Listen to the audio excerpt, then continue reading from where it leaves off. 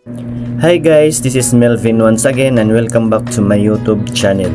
For today's video ay tuturuan ko po kayo kung paano natin buburahin o paano natin papalitan o paano i-unlink ang mga e-wallets at bank accounts na nakalink sa ating Mabilis Cash account. So ang una po natin gawin guys sa ating Mabilis Cash dashboard, i-click lang natin ito guys. And then i-click po natin itong payment method.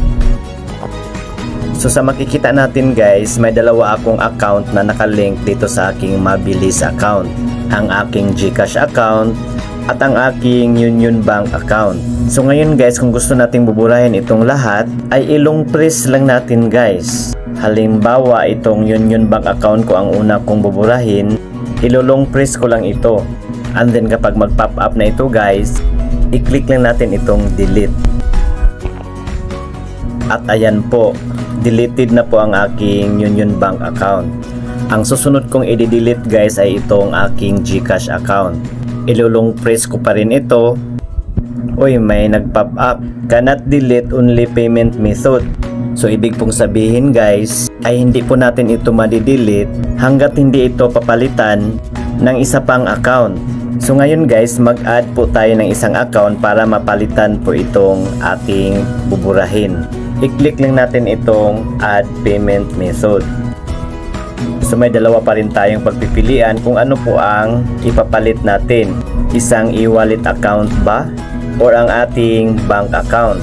Kapag ang e-wallet account natin ang ating ipapalit, i-click lang natin itong e-wallet. And then may tatlong e-wallet lang po tayong pagpipilian. GCash, GrabPay, at StarPay Corporation. At kapag nakapili na po tayo dyan sa tatlo, ay ilagay lang natin dito sa baba ang account number. GCash number ba yan? Or GrabPay number? Or StarPay Corporation account number? Pagkatapos ng malagyan, i-click lang itong submit.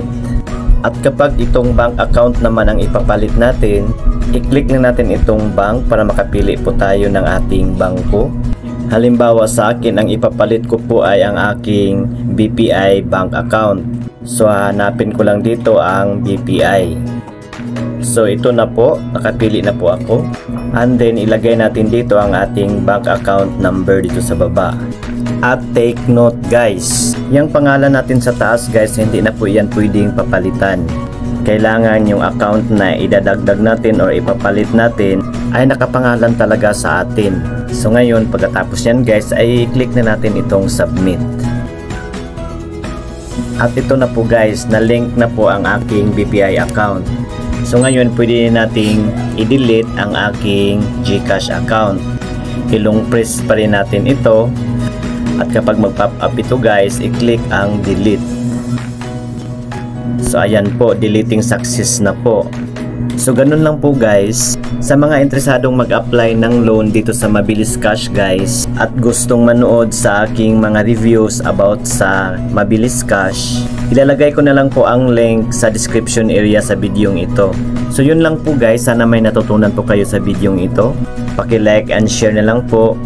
And don't forget to subscribe my YouTube channel for more tutorial videos and reviews. Thank you for watching. See you again sa next kong mga reviews and tutorial videos. Goodbye, God bless us all, and advance Merry Christmas.